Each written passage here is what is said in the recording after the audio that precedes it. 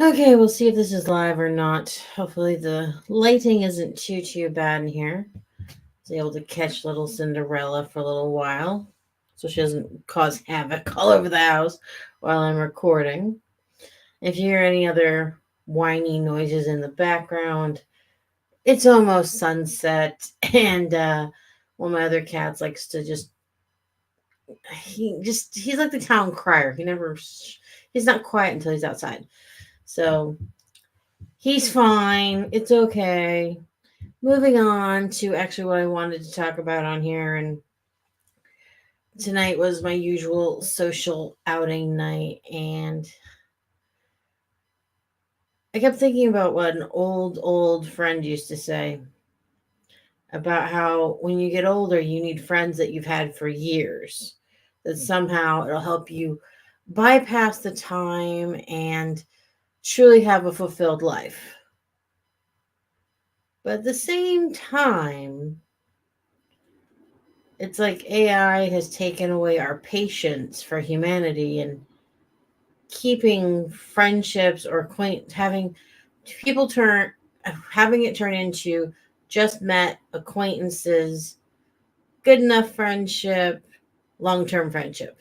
That whole process seems to be completely removed from our society. And that's really sad to where it could explain why so many people are having so many emotional support animals. Technically, she's my husband's. Normally, she's not this good. But it's like, why don't we fix ourselves before we start having all these substitute things? You know, for some people, they get a new hobby that they can do alone. They start playing cards more online. Um, they just find a lot more distractions. Or as one guy says, learning to knit made me get rid of my depression and all my medications. Good for you. But at the same time, that's still a solitary thing unless you like join clubs and stuff. In 10 minutes, you'll be walking across a computer screen, I swear. But and it's like spiritual stagnation with the increase of AI has made us so unbalanced in how we relate to each other or become more impatient with society. Or like one of the last videos, women don't know that they're boring. Maybe they should learn that they are. Because then there'd be a lot more patience, a lot more give and take, and freedom. Freedom to they always say let your freak flag fly, but I don't think it means the same thing that it used to. It should mean like your own individualism, not literal freakiness. It's like where are we going to return to normalcy or a more reasonable version of normal? That's all anyone can ask for. When are we going to return to a more reasonable version of normal? Or I know of this person who's very talkative, more than me, if that is to be believed. And they have this habit of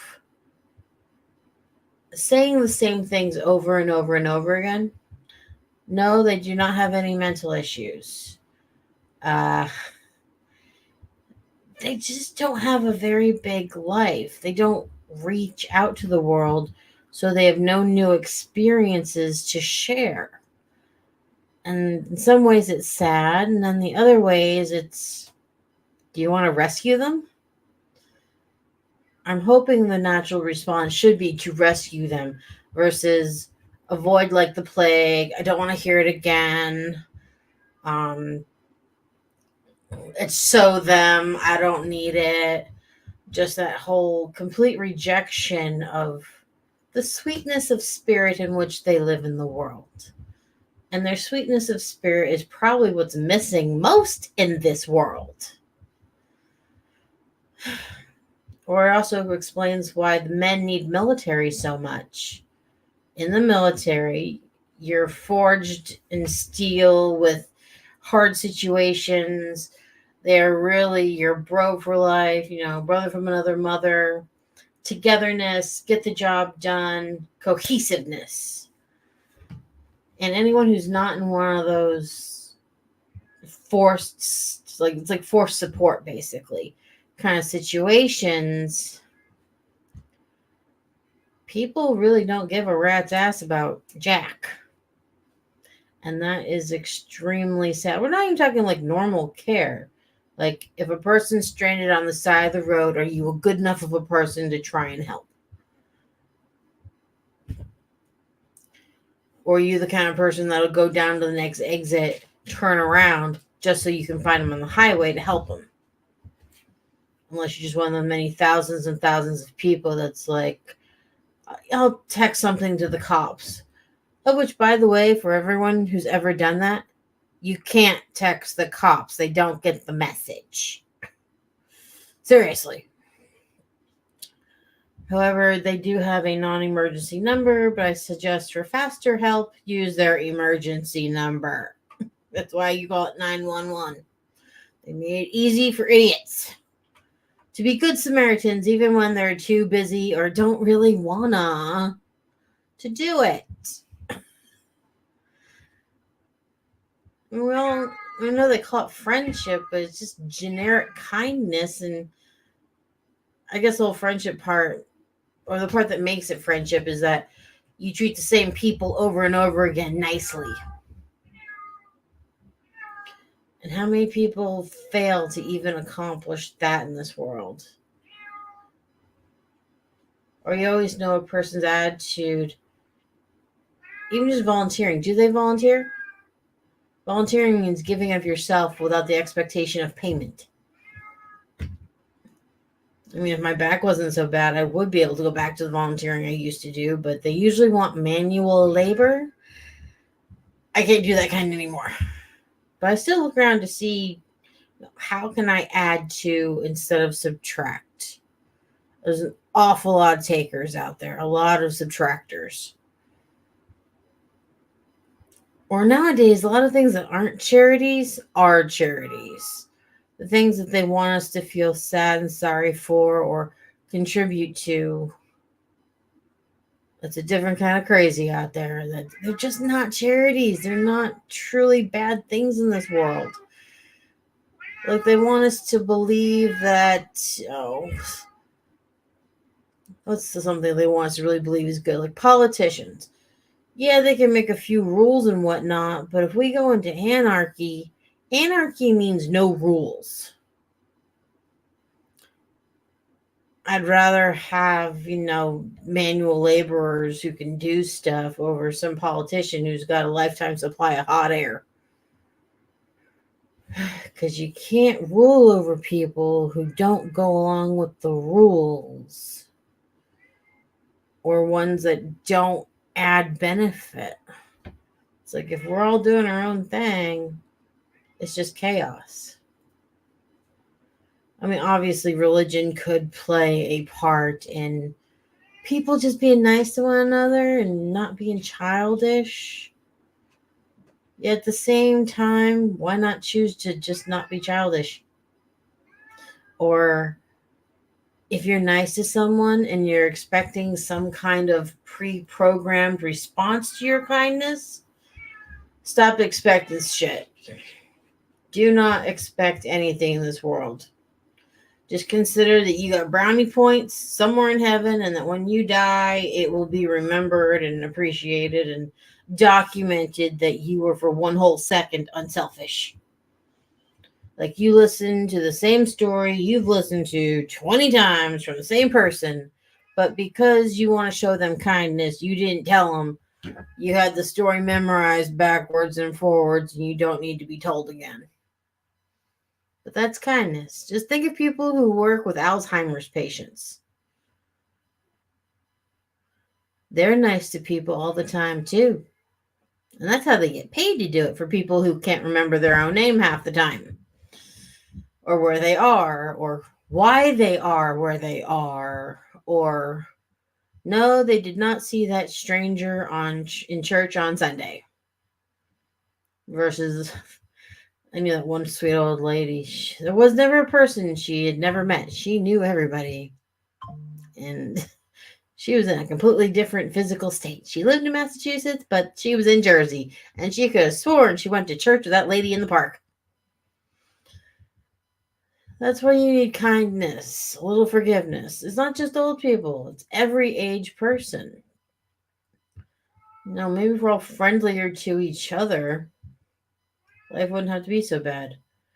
And of course, you always have the exceptions to every rule. There is, I guess you could call it a family member of mine. I guess you could call it family. They like to complain that I don't like, share, or do anything with any of their online posts. And it's like, I went and checked something. They never accepted my friend request. I can't see any of their posts. So if I can't see anything, how can I interact when they're the ones that rejected or did not accept in the first place? I mean, I hate to boil social interactions and friendships down to contractual obligation, but certain things have to happen in order for other actions to occur. And when their own involvement in the transaction is not there, no, that doesn't work. He's fine. He's just complaining he wants to go outside, and it's not late enough yet. Maybe I'll go squirt him with water. It's the only thing that really makes him be quiet. But yes, in this world, this is more than just doing grand gestures like, you volunteered at a soup kitchen. I mean, if you did, yeah, you. But at the same time, what about just the random act of someone who's just in front of you and you don't have to sign a sheet that says, I was there, I did good. Do good because it's the right thing to do, not because you think God or whoever is watching. Or there's that Hallmark movie where the guy only volunteered because he thought some new love interest was looking. There's better ways to get laid than pretending to be charitable. Truly. Besides, as part of the Hallmark story, the girl figured it out. She knows you're not really charitable. You're just doing it to get in her pants. Let's get real. Even Hallmark, they don't say it that way, but that's what they're alluded to. In the most wholesome way possible.